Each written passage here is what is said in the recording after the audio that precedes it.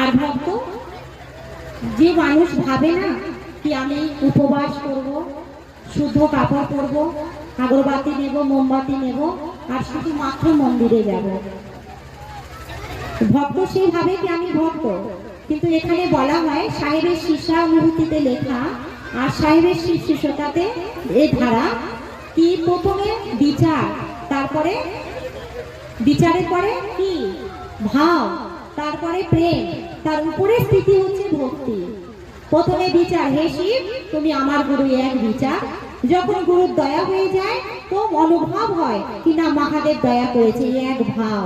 এই ভাব যখন একনিষ্ঠ হয়ে যায়, বসে যায় মনের মধ্যে কি না মহাদেবকে ছেড়ে আমি আর কোথাও যাব না, কারণ মহাদেবকে পেতে আমাকে কিছু করতে হয়নি, না কিছু ছাড়তে হয়েছে, না নতুন করে কিছু করতে হয়েছে। ব্যাস এরকমই আমি মহাদেবকে গুরু বানিয়েছি, মহাদেব আমাকে দয়া করেছে।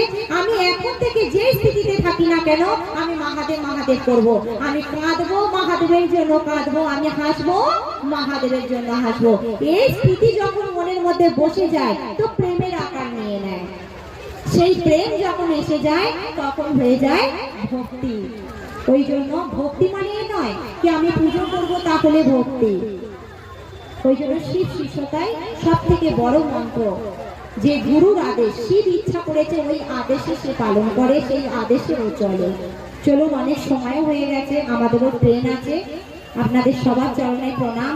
এটা আমার সৌভাগ্য কি এখানে আসতে পেরেছি। মহাদেব সাহেব তিনি সবার উপরে দয়া করুন, কি আপনারা মহাদেবের কাজ করুন। আর মনে মনে এটাও ভাবুন না কি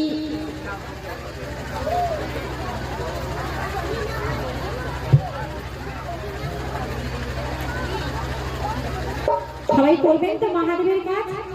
এক একটা ব্যক্তিকে বলা সাহেব যেটা চেয়েছে, কে কে করবেন হাত উঠান তো। সবাই করবে, সবাই, ঠিক আছে? সব গুরু বন্ধের প্রণাম।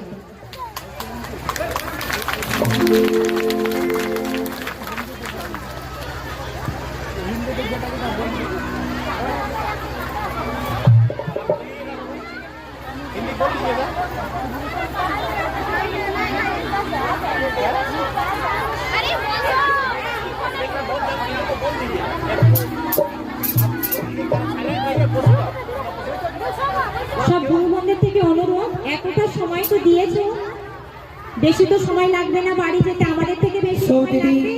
10 মিনিট বসে যাও। 10 মিনিট বসে যাও। রিপোর্টার বাবু কিছু কথা করবে, সে প্রশ্নগুলো আপনারা শুনুন, আপনারা জীবনে কোনো কাজে দিবেন।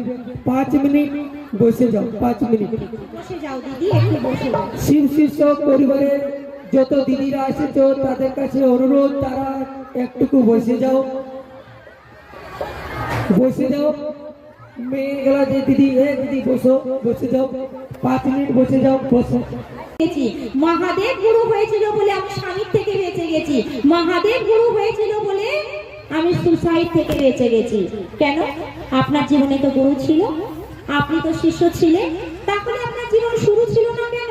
কেন আপনার জীবন শেষের দিকে ছিল? কারণ সে যে বন্ধন দিয়েছিল ওই বন্ধন আপনি পালন করতে পারেননি। ওই জন্য আসুন, ভগবান শিব, ভগবান শিব উনি সমস্ত গুরুর গুরু, গুরাধিপতি ওনার নাম।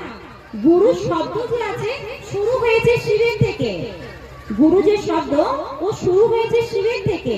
আর যত পাওয়ার গুরুর কাছে আছে সমস্ত পাওয়ার শিবের থেকে আসে, তবেই ও কাউকে দয়া করে। কোন গুরু শিষ্যকে দয়া করে, শুধু এ নয় যে শিবই গুরু দয়া করে।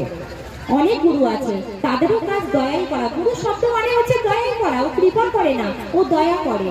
কিন্তু সাহেব শ্রী হরিন্দ্রানন্দ দাদা এই দুনিয়াতে প্রথম মহামানব, যিনি প্রত্যেকটা ব্যক্তির কাছে এই সূচনা পৌঁছে দিয়েছে কি ও ভগবান শিব তোমারও গুরু হতে পারে। সাধারণ থেকে সাধারণ ব্যক্তি,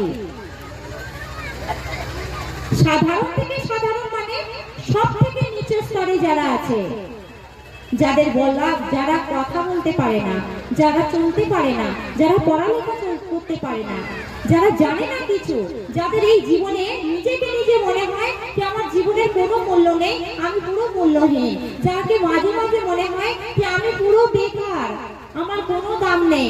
আর মহাদেব এই সব ব্যক্তিকে আগে চুনেছে। আর এই সব ব্যক্তি শিবকে গুরু মানিয়েছে, আর এই সব ব্যক্তি গুরু আদেশিত কর্ম পালন করছে। গুরু যদি জীবনে আসে তো কি না হতে পারে, বহুত কিছু হতে পারে।